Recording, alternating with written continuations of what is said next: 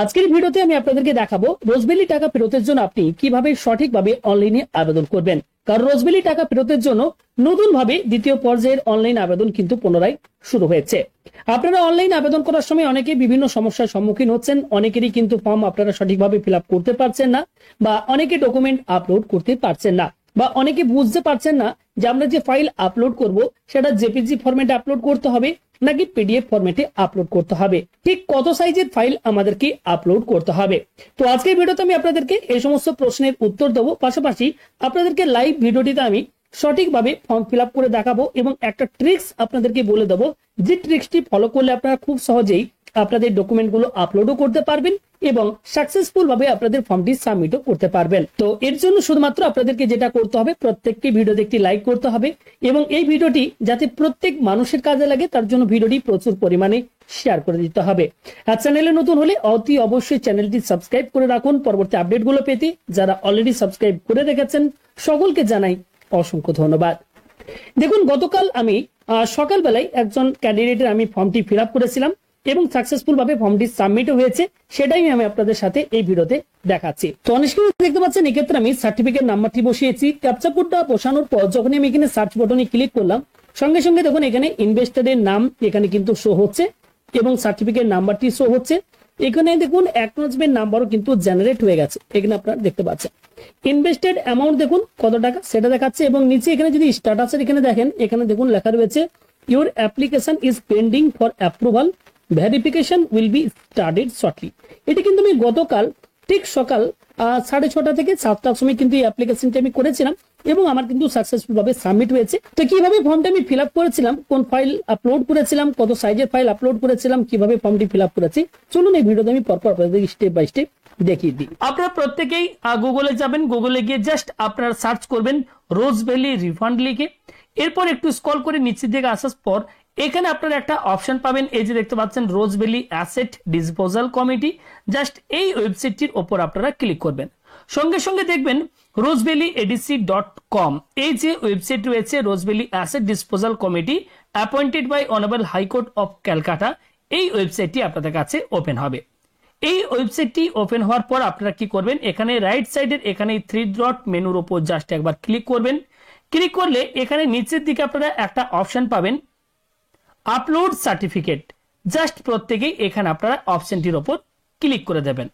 দেখবেন আপনার কাছে একটা নতুন ফর্ম আপনার কাছে ওপেন হবে, একটু ওয়েট করবেন, ফর্মটি আপনাদের কাছে ওপেন হয়ে যাবে। দেখুন এখানে বলা হচ্ছে আপলোড সার্টিফিকেট। এবার এই ফর্ম আপনারা কিভাবে ফিল আপ করবেন, কারণ এই নতুন ফর্মের মধ্যে অনেক কিছু পরিবর্তন করা হয়েছে। ভিডিওটি আপনারা প্রত্যেকেই স্কিপ না করে দেখবেন, কারণ কোনো একটা স্টেপ মিস করলে আপনার কিন্তু নিজেদের প্রবলেম হতে পারে। ওকে, এখানে কি করবেন, সবার প্রথম দেখুন বলা হচ্ছে নেম অফ দ্য ইনভেস্টার। এখানে সবার প্রথম বলা হচ্ছে নেম অফ দ্য ইনভেস্টার। এখানে কি করবেন, সিলেক্ট কোম্পানি। এখানে রোজভ্যালির বিভিন্ন যে ডিপার্টমেন্ট ছিল, বিভিন্ন যে কোম্পানি ছিল রোজভ্যালির নিজস্ব, সেই কোম্পানিগুলির নাম এখানে আপনারা পেয়ে যাবেন, যেমন Adreja gold corporation limited, brand value communication limited. তা আপনার কাছে যে রোজভ্যালির যে সার্টিফিকেট যেটি রয়েছে, কোন কোম্পানির মধ্যে আপনি টাকাটি রেখেছিলেন বা কোন ডিপার্টমেন্টে আপনি টাকাটি রেখেছিলেন, যেমন রোজভ্যালি মার্কেটিং ইন্ডিয়া লিমিটেড, এটাকে আমি এখানে সিলেক্ট করে নিলাম। ওকে, দেন নিচের দিকে যদি আসেন, এখানে দেখুন বলা হচ্ছে ফার্স্ট ইনভেস্টার। আপনার ফার্স্ট ইনভেস্টারের নামটি এখানে আপনি লিখবেন। ওকে, দেন বলা হচ্ছে এজ, এখানে আপনি এজ লিখে দেবেন। দেন বলা হচ্ছে জেন্ডার, এখানে ক্লিক করে আপনি মেল ফিমেল যেটা হবে আপনার সেটা আপনি এখান থেকে সিলেক্ট করে নেবেন। এরপর বলা হচ্ছে ফোন নাম্বার, এখানে আপনি আপনার ফোন নাম্বারটা অবশ্যই বসাবেন। ফোন নাম্বার বসানোর পর এখানে কি করবেন, এখানে ফোন নাম্বার বসানোর পর নিচে দেখুন নতুন একটা অপশন অ্যাড করা হয়েছে ভেরিফাই ফোন নাম্বার। এটা কিন্তু আগের ফর্মের মধ্যে ছিল না, এখন কিন্তু আপনাদেরকে ফোন নাম্বারটি ভেরিফাই করতে হবে। ফোন নাম্বার বসানোর পর জাস্ট ভেরিফাই ফোন নাম্বার উপর ক্লিক করে দেবেন। এরপর বলা হচ্ছে আইডেন্টিটি টাইপ, এখান থেকে আপনাকে Aadhaar card, driving licence, PAN card এর মধ্যে যে কোনো একটি ডকুমেন্টের ডিটেলস আপনাদেরকে দিতে হবে, পাশাপাশি সেই ডকুমেন্টের স্ক্যান কপিও আপলোড করতে হবে। তো এখান থেকে আমি এটাকে প্যান কার্ড সিলেক্ট করে নিলাম, আপনি এর মধ্যে যে কোনো একটা সিলেক্ট করতে পারেন। এখানে প্যান কার্ডের নাম্বারটা এখানে আপনারা দেখে দেখে প্যান নাম্বারটা এখানে লিখে দেবেন। এরপর বলা হচ্ছে সেকেন্ড ইনভেস্টার নেম, এখানে সেকেন্ড ইনভেস্টার যদি জয়েন্ট হয়ে থাকে আপনার, তো এক্ষেত্রে জয়েন্ট হোল্ডারের নামটা লিখবেন, না হলে এটা ছেড়ে দেবেন। নিচের দিকে আসবেন, এখানে এবার বলা হবে name of the father or husband, এখানে name of the father or হাজবেন্ডের নামটা লিখবেন। নিচে বলা হচ্ছে অ্যাড্রেস, এখানে আপনি আপনার অ্যাড্রেসটা লিখবেন, স্ট্রিট নেম লিখবেন, ভিলেজের নামটা লিখে দেবেন, পোস্ট অফিসের নাম লিখবেন, এরপর পুলিশ স্টেশন এবং নিচে এখান থেকে আপনারা স্টেট সিলেক্ট করে নেবেন ওয়েস্ট বেঙ্গল। আপনার যদি অন্য স্টেট হয়ে থাকে আপনি অন্য স্টেট সিলেক্ট করবেন। দেন বলা হচ্ছে ডিস্ট্রিক্ট, এখান থেকে আপনার যে ডিস্ট্রিক্ট সেই ডিস্ট্রিক্ট এখান থেকে আপনারা সিলেক্ট করে নেবেন। এরপর আপনার যে পোস্ট অফিসের পিনকোড রয়েছে সেই পিনকোডটা এখানে আপনারা এই বক্সে ফিল করবেন। ওকে, এরপর নিচের দিকে আসবেন, এখানে আপনার যে ব্যাংক অ্যাকাউন্টে আপনি টাকাটি রিফান্ড পেতে চান, তো এখান থেকে আপনি এই লিস্ট থেকে সেই ব্যাংকের নামটা এখান থেকে আপনারা খুঁজে নেবেন। এখানে প্রত্যেকটি ব্যাংকের নাম আপনারা কিন্তু পেয়ে যাবেন, এখানে প্রত্যেকটি ব্যাংকের নাম আপনারা কিন্তু পেয়ে যাবেন। দেন সেই ব্যাংকের ব্রাঞ্চের নাম লিখতে হবে, name of the branch code, ব্রাঞ্চের ব্রাঞ্চ কোড লিখতে হবে। আপনি ব্যাংকের পাসবইয়ের মধ্যে সমস্ত কিছু ডিটেলস পেয়ে যাবেন। সেভিংস ব্যাংক অ্যাকাউন্ট নাম্বারটা লিখবেন, কোনো একটা বক্স কিন্তু মিস করলে চলবে না, প্রত্যেকটাই আপনাদেরকে কিন্তু ফিল আপ করতে হবে। তাই আপনারা অবশ্যই পাসবই দেখে দেখে সঠিকভাবে এগুলো কিন্তু ফিল আপ করুন। টাকা কিন্তু ফেরত যদি দেওয়া হয় সেক্ষেত্রে টাকা কিন্তু আপনার অ্যাকাউন্টে আসবে না, তাই এগুলো সঠিকভাবে ফিল আপ করবেন। দেন আইএফএসসি কোড, ব্যাংকের আইএফএসসি কোড অবশ্যই পাসবইয়ের মধ্যে পাবেন, সেটা আপনারা লিখে দেবেন। এরপর আসছি আমরা ফর্মের গুরুত্বপূর্ণ এই যে পয়েন্টটা রয়েছে ডিটেলস অফ ইনভেস্টমেন্ট, এখানে এবার আপনারা কি ফিল আপ করবেন। সবার প্রথম তখন বলা হচ্ছে investment certificate number or bond number. এখানে আপনাকে যে সার্টিফিকেটটি দেওয়া হয়েছিল, আপনি যখন টাকা ইনভেস্ট করেছিলেন, টাকা রেখেছিলেন এই রোজ ভ্যালি কোম্পানিতে, যে সার্টিফিকেট আপনাকে দেওয়া হয়েছিল বা যে বন্ড দেওয়া হয়েছিল, তো সেই সার্টিফিকেট নাম্বারটি আপনি এই যে দেখতে পাচ্ছেন অন স্ক্রিনে রোজবেরি একটা সার্টিফিকেট, এখানে সার্টিফিকেট নাম্বার, এটা হচ্ছে এই যে সার্টিফিকেট নাম্বার, এখানে আপনারা এটা দেখে দেখে লিখে দেবেন। এরপর বলা হচ্ছে name of the certificate holder, আপনার সার্টিফিকেট হোল্ডারের নাম যেটা সেটা এখানে লিখবেন। কত তারিখে টাকাটি ইনভেস্ট করেছিলেন, ইনভেস্টমেন্ট ডেট সেটা আপনি পেয়ে যাবেন এখান থেকে দেখে এখানে লিখে দেবেন। অ্যামাউন্ট অফ ইনভেস্টমেন্ট, আপনি কত টাকা ইনভেস্ট করেছিলেন, যদি আপনি ধরুন ওয়ান টাইম ইনভেস্ট করেছিলেন, যদি 20,000 টাকা ইনভেস্ট করেছিলেন 5 বছরের জন্য, তো এখানে আপনি 20,000 টাকা লিখবেন। যদি আপনি রেকারিং সিস্টেম করেছিলেন, মাসে 500 টাকা করে দিয়েছিলেন, আপনি হয়তো 1 বছর চালিয়েছিলেন, 5×60 6,000 টাকা, বাকি আপনি আর চালাননি, সেক্ষেত্রে যত মাস আপনি টাকা দিয়েছিলেন সেই টাকার অ্যামাউন্টটা এখানে লিখবেন। ডেট অফ ম্যাচুরিটি, ডেটটা এখানে আপনি লিখে দেবেন। Amount received at maturity refund by company if any, যদি আপনি কোম্পানি থেকে কোনো টাকা আপনি কখনো পেয়েছেন তো সেক্ষেত্রে সেই অ্যামাউন্টটা লিখবেন, যদি না পেয়ে থাকেন তাহলে এখানে 0 লিখে দেবেন। এরপর বলা হচ্ছে অ্যামাউন্ট,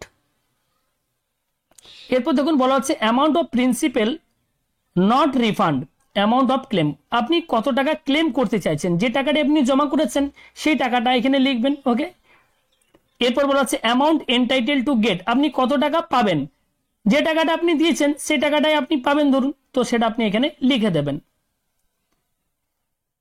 এবার একটাই যদি আপনার সার্টিফিকেট থাকে তো একটাই আপনি সার্টিফিকেটের ডিটেলস এখানে ফিল আপ করবেন। যদি একের অধিক সার্টিফিকেট থাকে সেক্ষেত্রে আপনাকে কিন্তু আলাদা আলাদা করে ফর্ম ফিল আপ করতে হবে, কারণ এখানে একটা সার্টিফিকেটেরই ডিটেলস কিন্তু আপনি দিতে পারবেন।